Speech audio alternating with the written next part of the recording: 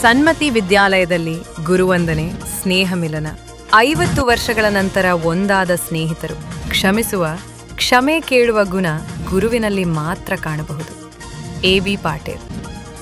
ಕ್ಷಮಿಸುವ ಮತ್ತು ಕ್ಷಮೆ ಬೇಡುವ ಗುಣಗಳು ಕೇವಲ ಗುರುವಿನಲ್ಲಿ ಮಾತ್ರ ಕಾಣಬಹುದಾಗಿದ್ದು, ತಮ್ಮ ವಿದ್ಯಾರ್ಥಿಗಳು ತಪ್ಪು ಮಾಡಿದಾಗ ಕ್ಷಮಿಸುವ, ತಮ್ಮಿಂದ ತಪ್ಪಾಗಿದೆ ಎಂದೆನಿಸಿದಾಗ ಮುಲಾಜಿಲ್ಲದೆ ಕ್ಷಮೆ ಕೇಳಿ ವಿದ್ಯಾರ್ಥಿಗಳ ಭವಿಷ್ಯವನ್ನ ರೂಪಿಸುವ ಗುರುಗಳಿಗೆ ಬರೋಬ್ಬರಿ 50 ವರ್ಷಗಳ ನಂತರ ಸನ್ಮಾನಿಸುತ್ತಿರುವುದು ನಿಜಕ್ಕೂ ಗೌರವದ ವಿಷಯವಾಗಿದೆ ಎಂದು ಬೆಳಗಾವಿಯ ಸನ್ಮತಿ ಶಿಕ್ಷಣ ಸಹಕಾರ ಸಮಿತಿಯ ಶಾಲೆ ಮತ್ತು ಕಾಲೇಜು ಆಡಳಿತ ಮಂಡಳಿಯ ಸದಸ್ಯ ಎ.ಬಿ. ಪಾಟೀಲ್ ಅಭಿಪ್ರಾಯಪಟ್ಟಿದ್ದಾರೆ.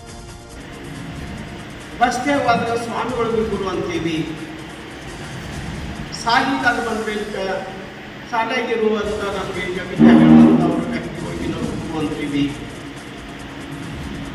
ಅಂದರೆ ಗುರು ಅಂದರೆ ಯಾರು? ಇವರು ಅಷ್ಟ ಗುರುನು, ಇದು ಸ್ವಾಮಿಗಳು ಮತ್ತು ಗುರು. ಗುರು ಅಂತ ಯಾರಿಗೆ ಅನ್ಬೇಕು? ಗುರು ಅಂತ ಯಾರಿಗೆ ಅನ್ಬೇಕಂತಂದ್ರೆ ಯಾವ ಮನುಷ್ಯನಲ್ಲಿ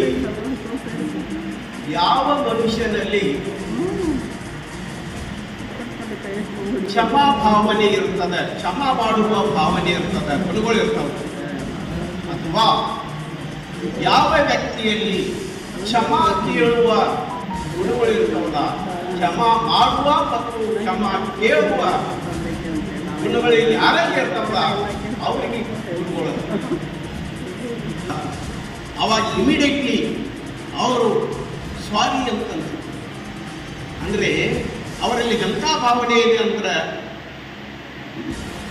ಕ್ಷಮಾ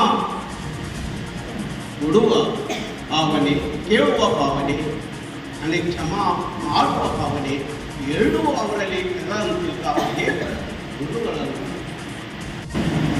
ನಮಗೆ ಸಂಡೇ ದಿವಸ ನೀವು ಈಗ ಗುರುವಂದನ ಕಾರ್ಯಕ್ರಮ ಮಾಡಬೇಕು ಅಂತ ನಮಗೆ ಸೂಚನೆ ಬಂದ ಮೂಲಕ ನಾವು ಈ ಕಾರ್ಯಕ್ರಮ ಗುರುವಂದನೆ ಕಾರ್ಯಕ್ರಮ ಇವತ್ತು ಹಮ್ಮಿಕೊಂಡಿದ್ದೇವೆ. ಆ ಗುರುವಂದನ ಕಾರ್ಯಕ್ರಮ ಸಮ್ಮೇಳನವನ್ನು ಹಮ್ಮಿಕೊಳ್ಳಬೇಕಂತ ಕೆಲವೊಂದು ಅಭಿಪ್ರಾಯ ಇತ್ತು. ಯಾಕಂದರೆ ನಾವು ಈ ಸಂಸ್ಥಾನದಿಂದ SSLC ಪಾಸಾಗಿ 50 ವರ್ಷ ಮುಗಿತದೆ. ಹೀಗಾಗಿ ಇದೊಂದು ಸುವರ್ಣ ಅವಕಾಶದ, ಅದಕ್ಕಾಗಿ ನಾವು ಈಗ ಸ್ನೇಹ ಸಮ್ಮೇಳನವನ್ನು ಮಾಡಬೇಕು ಅಂತ ವಿಚಾರವನ್ನು ಇಟ್ಟು ಅವರು ರವಿವಾರ ದಿನಾಂಕ 26ರಂದು ತಾಲೂಕಿನ ಶೇಡಬಾಳ್ ಪಟ್ಟಣದ ಸನ್ಮತಿ ವಿದ್ಯಾಲಯದ ಸನ್ 1975ರಿಂದ 76ನೇ ಸಾಲಿನ SSLC ವಿದ್ಯಾರ್ಥಿಗಳ ಪುನರಮಿಲನ ಮತ್ತು ಗುರುವಂದನೆ ಕಾರ್ಯಕ್ರಮದ ಅಧ್ಯಕ್ಷತೆ ವಹಿಸಿ ಮಾತನಾಡುತ್ತಿದ್ದರು.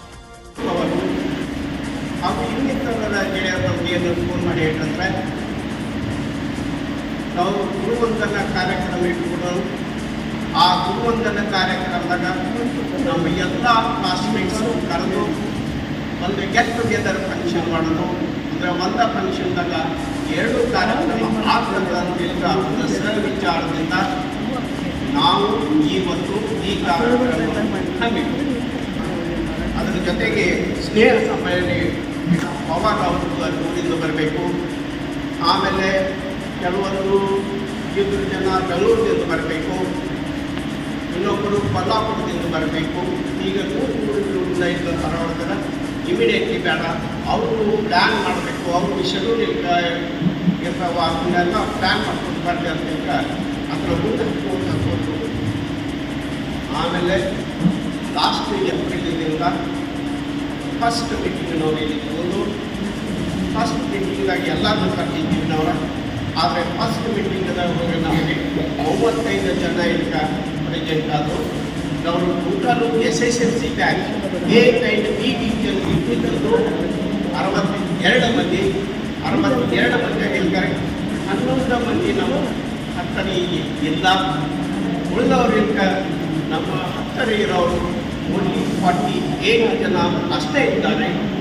50 ವರ್ಷಗಳ ಹಿಂದೆ ಇದೇ ಶಾಲೆಯಲ್ಲಿ ಕಲಿತು ಇದೇ ಸಂಸ್ಥೆಯಲ್ಲಿ ಪ್ರಾಚಾರ್ಯರಾಗಿ ನಿವೃತ್ತಿಯಾಗಿ ಈಗ ಸಂಸ್ಥೆಯ ಶಾಲಾ ಕಾಲೇಜು ಆಡಳಿತ ಮಂಡಳಿಯ ಸದಸ್ಯನಾಗಿ ಸೇವೆ ಸಲ್ಲಿಸುತ್ತಿರುವುದು ಹೆಮ್ಮೆಯ ವಿಷಯವಾಗಿದ್ದು ನಾವೆಲ್ಲ ವರ್ಗಮಿತ್ರರು ಸೇರಿ ಕಲಿತ ಶಾಲೆಗೆ ಏನಾದರೂ ಸೇವೆ ಮಾಡಬೇಕೆಂಬ ಉದ್ದೇಶ ಹೊಂದಿರುವುದಾಗಿ ತಿಳಿಸಿದರು. ಕಾರ್ಯಕ್ರಮವನ್ನು ಗಣ್ಯರು ದೀಪ ಬೆಳಗಿಸಿ ಚಾಲನೆ ನೀಡಿದರು.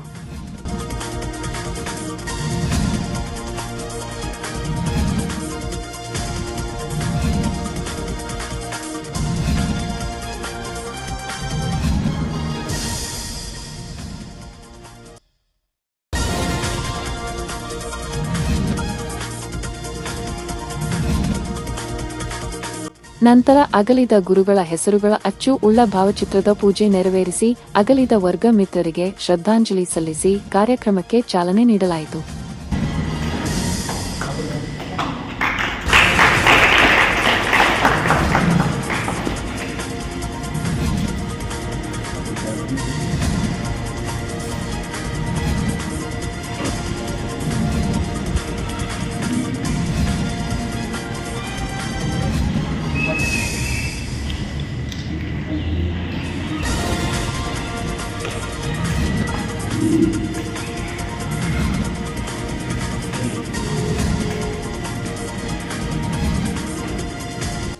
ಶ್ರೀಮತಿ ಮಂಗಲ ಬಳೋಲ ಸ್ವಾಗತ ಗೀತೆ ಹಾಡಿದರು.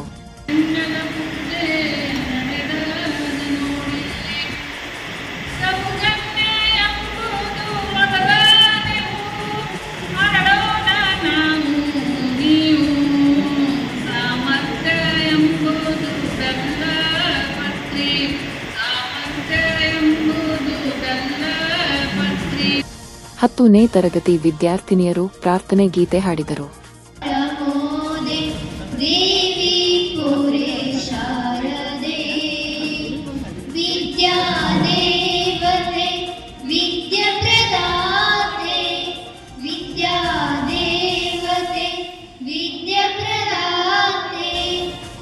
ನಂತರ ತಮಗೆ ಕಲಿಸಿದ ಎಲ್ಲ ಗುರುಗಳನ್ನು ಸನ್ಮಾನಿಸಿ ಗೌರವಿಸಲಾಯಿತು.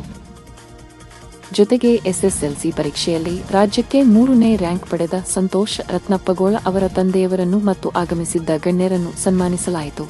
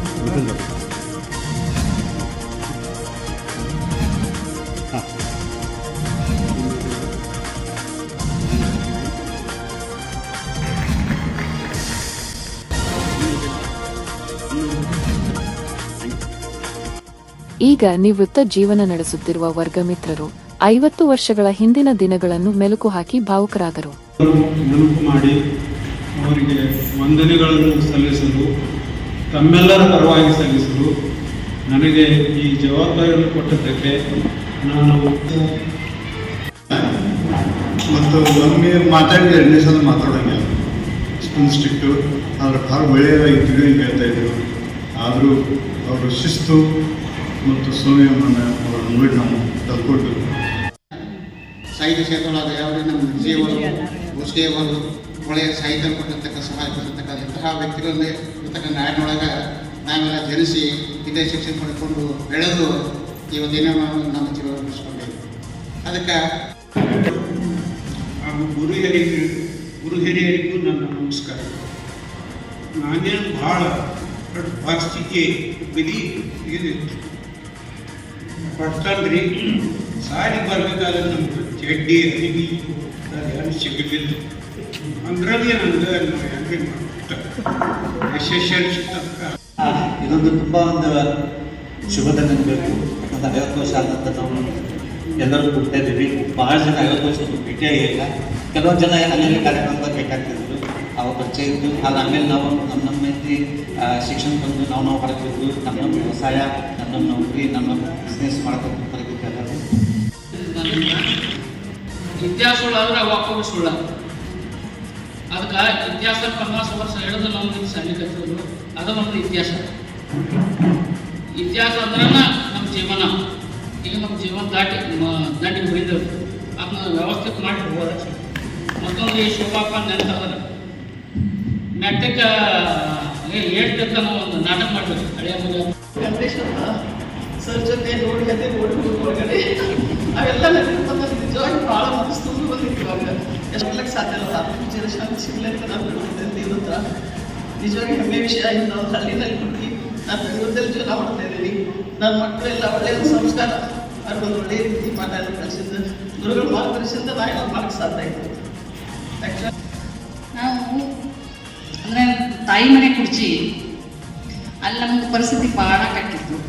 ಫೀ ತುಂಬಕ್ಕೂ ಆಗ್ತಿರುವಂಥ ಪರಿಸ್ಥಿತಿ ಒಳಗೆ ನಾಂದ್ರೆ ಸರ್ ಮತ್ತು ಪಾಟೀಲ್ ಸರ್ ನಮ್ಗೆ ಭಾಳ ಹೆಲ್ಪ್ ಮಾಡಿದ್ರು. ಅಲ್ಲಿಂದ 25 ರೂಪಾಯಿ ಫೀ ಇದ್ರೂ ನಾವು ತುಂಬೋದು ತಕ್ಕಷ್ಟಿತ್ತು. ನಮ್ಮ ತಾಯಿ 4 ಲಕ್ಷ ರೂಪಾಯಿ. ಅವಳು ಇಲ್ಲೆಲ್ಲ ಸ್ಕೂಲ್ನಾಗ ಹೈಸ್ಕೂಲ್ನಾಗ ಎಲ್ಲರೂ ತೊಗೊಳಾಕ್ತಾರ, ಅಡ್ಮಿಷನ್ ತೊಗೊಳತ್ತಾರ. ಅದು ಜೈನರ ವಿದ್ಯಾರ್ಥಿಗಳಿಗೆ ಭಾಳ ಅಡ್ಮಿಷನ್ ಕೊಡತ್ತಾರ. ನಾಂದ್ರೆ ಸರ್ ಅನೇಕ ಹಳೆ ವಿದ್ಯಾರ್ಥಿಗಳು ತಮ್ಮ ಅನಿಸಿಕೆ ಹಂಚಿಕೊಂಡರು. ನಿವೃತ್ತ ಶಿಕ್ಷಕರಾದ ಬಿಜೆ ಕುರುಂದವಾಡೆ, ಎನ್ ಡಿ ಅಲಾಸೆ, ಬಿಆರ್ ಜಟಾರ್ ಮಾತನಾಡಿ ವಿದ್ಯಾರ್ಥಿಗಳ ಪ್ರೀತಿಗೆ ಕೃತಜ್ಞತೆ ಸಲ್ಲಿಸಿದರು.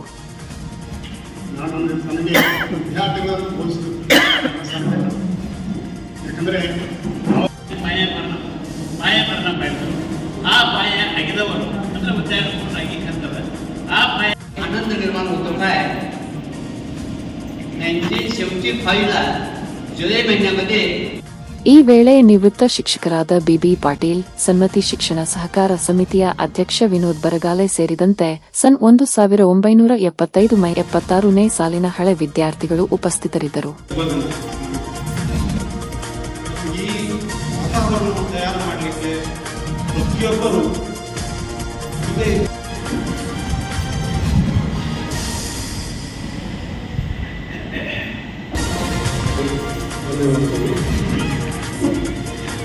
ಇದಾದ ಮೇಲೆ ನಾವು